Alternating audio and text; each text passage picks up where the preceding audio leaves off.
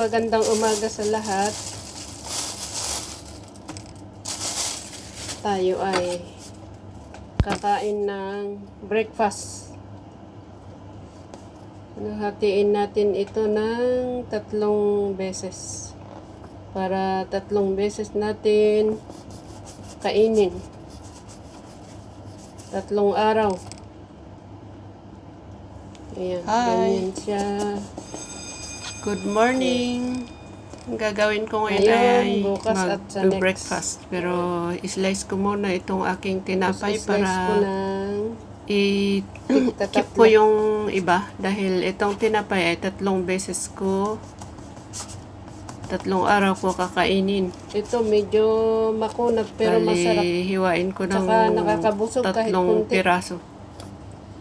Siguro 3 hindi portion. sapat yung aking, hindi sharp itong aking. At i-keep ko Knife. yung iba. Dapat pala itong Ayan. knife ang ginamit Ito ko. ay pumpkin Mas matalas. seed yung nakadikit sa Ayan. tinapay.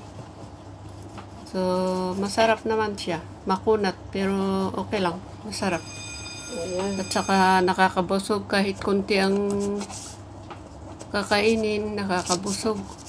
Kahit hindi walang Dapat mas palaman. matalas yung knife, hindi masyado Pero matalas. pag gusto namang lagyan, di okay lang din. Kagaya ngayon, Keep natin lagyan ko lang ng yung iba. ang gagamitin ko ngayon ay butter. Ayan, ikip ko itong iba para bukas at sa next day. Ayan. Dahil Pang 2 days. hindi natin maubos. Actually, marami pa itong tatlong hiwa na ito, Nilagyan pero ko ng instant coffee. baka mauubos ko. Kung di ko naman maubos, edi ikip ko ulit. Ikip ko dun sa kasama niya. Yan, gawa tayo ng kape. Para ang kape ko ngayon ay instant coffee. Kape natin galing Pilipinas. Pero binili ko dito sa Philippine product. Tapos, Ayan.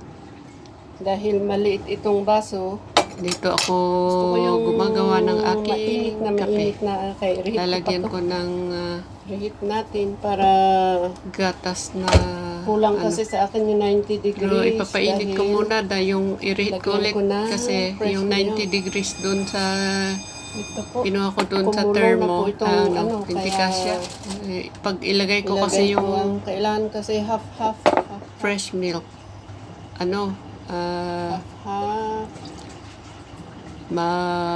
half malamig gatas. na. So, Mamaya, pinakulo inumin ko ko rin muna yan doon sa itong gatas, microwave pero itong kape. Ayan. Para mainit yung pa rin kape. kapag ilagay ko yung aking kape. Ayan, ang sarap siya. Ang sarap kaya. Yung half-half na Actually, marami pa yung akin nilagay na tubig sa kape, kaya yun, may sobra. Pero masarap siya pagka Gamit natin ngayong kalahating kape, kalahating butter. gatas. Pero yung fresh milk, hindi yung full, hindi yung hindi yung Konti evap lang. evap Tayo na yun. ang Fresh milk. konti Hindi lang yun. ang Ang gamit ko paggamit ay may natin ng butter. butter Manipis dahil lang. ayaw natin Slice na yung manipis. Kasi hindi naman maganda masyadong pagka makapal at saka maraming butter yun. butter. Mantika yun. Hindi rin maganda pag kumain tayo ng sobrang butter. Kaya ayun. Slice lang ng Konti manipis. lang, may malasahan Saka lang. hindi araw-araw na maggamit ng butter kasi sabi nga nila lahat ng sobra ay hindi maganda. So ayan, paminsan-minsan kumain tayo gamit ang butter. Ayan, skip natin na ulit yung iba para may magagamit ulit sa susunod. Ayan. Ganyan lang Tapos po na po ako ang magpasalamat. aking breakfast Kain na po ngayon. tayo. Kain na po. Ayan. Sarap naman siya. Medyo makunat lang pero Tikman na natin. okay. Hindi pwede pa rin namang basta may ngipin. Maraming salamat sa inyong panonood, sa inyong support. Opo. Thank you so much. Inom tayo ng Maraming kape. Salamat, salamat. sa panonood. Thank you. Sana ba yun?